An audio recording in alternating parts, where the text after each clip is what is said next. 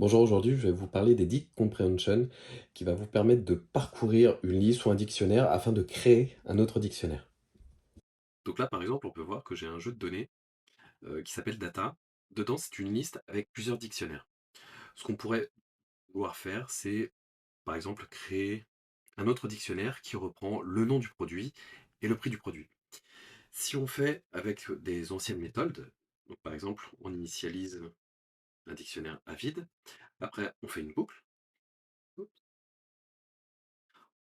juste après on fait une boucle pour parcourir chaque élément dans le dictionnaire et on pourrait vouloir insérer donc chaque élément dans ce dictionnaire-là. Par exemple, item, on parlait du product name tout à l'heure et on pourrait lui insérer donc son prix. Donc,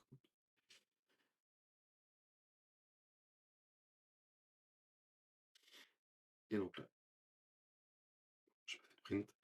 Mais là, on voit bien que ici, c'est le parcours classique. On a bien créé un nouveau dictionnaire avec le product name, donc que l'on a en haut dans la variable data, avec son prix associé. Maintenant, on pourrait vouloir utiliser le dict comprehension. Le dict comprehension, c'est globalement le même fonctionnement. En tout cas, on peut penser au même fonctionnement que la boucle ici. C'est juste que tout va être écrit sur une ligne. Donc un peu plus simple dans la lecture. Par exemple, si jamais on veut faire un new dict, là on ouvrira directement les accolades. Au lieu de passer par une initialisation à part et une boucle à part, là on passe directement euh, à la boucle, on va dire. Donc là par exemple, on reprend ces éléments-là et on reprend la boucle. Donc avec item in data. Et là, on va faire un print de newDict. Et donc là, on a exactement le même résultat sur une syntaxe beaucoup plus concise.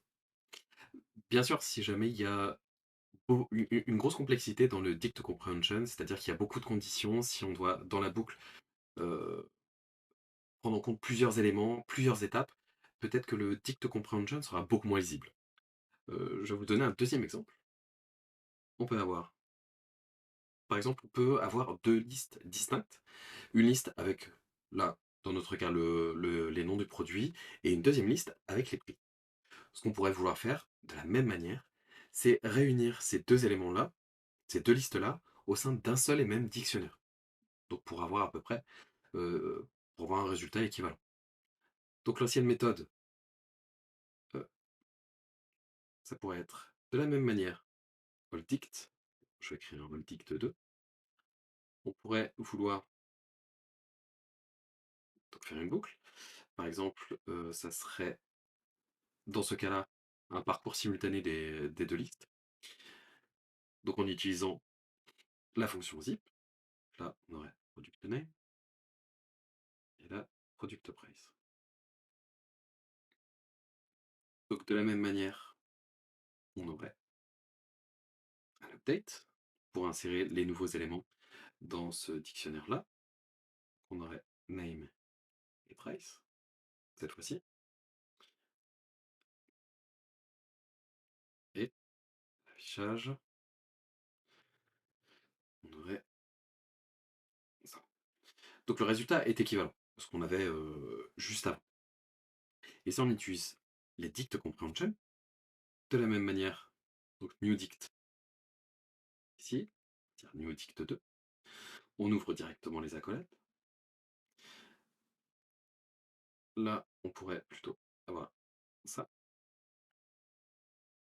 Et on reprend tout simplement la boucle qui est ici. Et on peut faire un print de newdict 2. Le résultat est équivalent. Ce qui est intéressant aussi, c'est que aussi bien dans les boucles que dans le dict comprehension, on peut faire des conditions. Bien sûr, si on voudrait tous les produits qui ont un prix supérieur à 20 euros, par exemple, if price supérieur à 20 euros, on pourrait le faire de cette manière. Là, c'est exactement la même chose. Hop, on rajoute la condition ici. pour avoir le même élément, pour avoir les mêmes éléments. Bien sûr, je me suis attardé à comparer les performances entre la boucle classique et le dict comprehension. Là, pour vous expliquer le code, je définis les données, donc en basant sur la même syntaxe que ici, c'est-à-dire que j'ai 2 listes à parcourir, donc je les parcours avec la méthode zip. J'utilise le package TimeIT, qui va me permettre de compter le temps qui s'est, déroulé lors de l'utilisation des différentes fonctions que je vais définir ici.